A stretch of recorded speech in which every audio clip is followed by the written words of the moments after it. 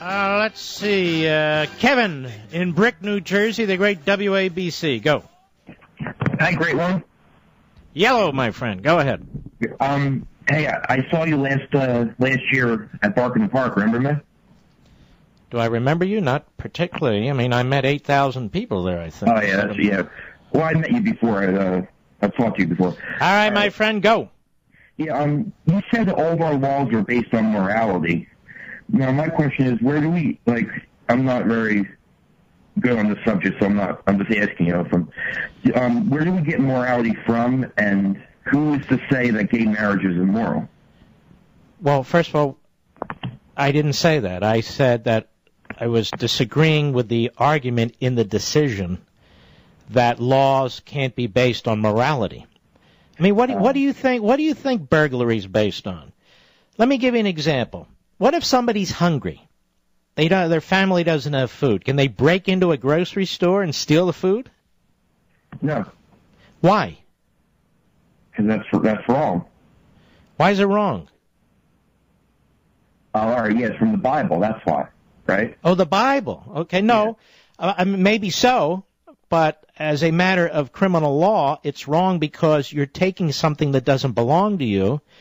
You didn't earn it. And you're taking somebody else's labor and you're ruining somebody else's business. And you'd have what's called anarchy, absolute anarchy.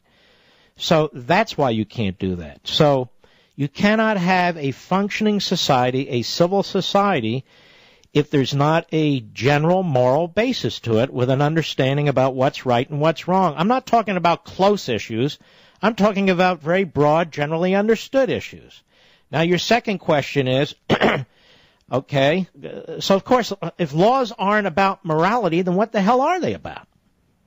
Yeah, you're right. All right, now that said, this issue of same-sex marriage, you can hear the arguments. You hear a lot of people saying, well, if two people love each other, why shouldn't they be able to enter into a marriage?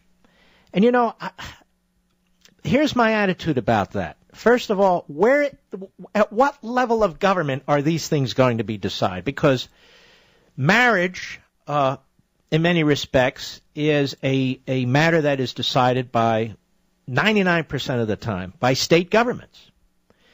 So should marriage be determined by state governments, or should marriage be determined simply by religious institutions? Religious institutions.